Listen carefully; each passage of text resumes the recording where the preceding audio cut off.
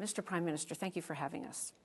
Great pleasure. As we sit here, Greece is undergoing yet another 24-hour general strike. The financing situation hasn't been resolved. What are the consequences for Italy if Greece should default on its debt?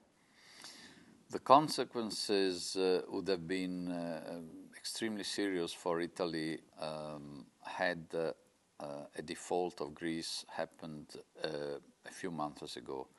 Now, not only, of course, I hope that there is not a default for Greece, but I'm really confident that even in that case, Italy is seen by the markets and by the EU institutions and by the global community as a country which, since a few months, has really taken some tough structural measures, both as regards budgetary consolidation and as regards structural reforms for growth. So I'm confident that we would be much less exposed to a Greek default risk than we would have been a few months ago. Do you think Greece helps prove the point you've been making to European leaders, though, that austerity without growth can be a recipe for disaster? Yes, but Greece is really the extreme case because the excesses of deficit, of public deficit in the case of Greece, had been over many years so high, so extreme, that it would have been hard, let's face realities, to have a soft landing from those excesses of deficit without a recession. But in more general terms, I think there is a valid point if we say that Europe needed to be put in a safer place as regards the public finances of each member state. Thanks to German and other pressures, we can say that most of us are there or nearly there. And now, without going back to fiscal indiscipline, but the time has come to focus more energies on how collectively we can achieve more growth in Europe. Do you think that, in fact, there's a real danger of a backlash here in Italy against what they may see as EU-imposed changes to their way of life that are very, very painful? What are you seeing? There was such a risk of backlash, and it is there more generally. Well, let me say a word about Italy.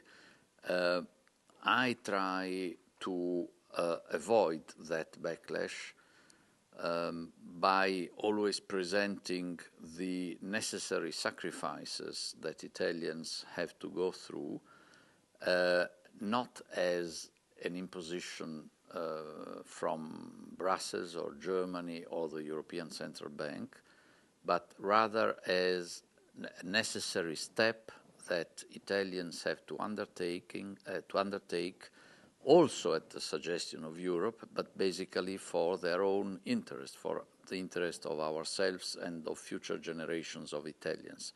This is precisely meant to avoid backlashes.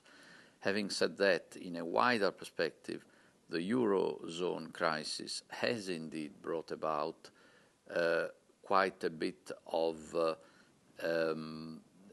misunderstandings and the re-emergence of old phantoms about prejudices between the north, the south of Europe, and a lot of mutual resentment.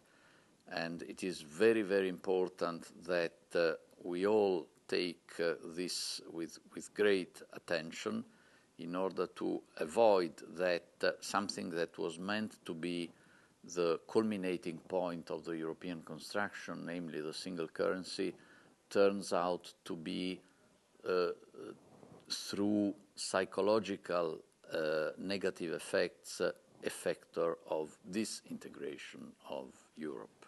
The German government is arguing, however, that if the pressure is relieved too soon on the really indebted countries, the pressure of the interest rates in the market, that they won't even do the necessary reforms. Do they have a point about that? That point was certainly valid in the past for the long years since the inception of the euro, where the financial markets went to sleep, took a long siesta, and did not exercise any market disciplining effect. Now, of course, after the recent financial crisis, markets woke up quite brutally and did exercise a lot of pressure for each of us to engage in a serious budgetary consolidation. Now the role of the markets is there, but I don't think we have to rely basically and mainly on high interest rates for governments to continue the path of sound budgetary and reform policies. On the other hand, one could also make the case that those countries and those populations, like since a few months the Italians, who definitely are embarking on all the necessary measures of budgetary consolidation and structural reforms, may be disenchanted and not ready to continue on this path unless they do see some recognition of their efforts through, in particular, a decline of interest rates. But you do want Germany to put up more money, do you not, to make this bailout fund, the firewall, bigger, as Treasury Secretary Tim Geithner has been urging, as the IMF has been urging? Yes, that goes for Germany, but for all member states, and of course Germany happens to be the largest one. But one can also make the point that the higher the overall amount of money put in the firewalls, the smaller the probability that it will ever have to be disbursed, because the markets will be impressed by the credibility of the fire brigades. What can President Obama do to help you? To help me or to help the EU? Both. I think he can help us all through a sound management of the US economy, which is trying hard to achieve, just as we can help him by avoiding the explosion of tensions to the world economy out of the Eurozone. And I think on both sides of the Atlantic we are working well in the desired direction. Back to what you're trying to do here at home.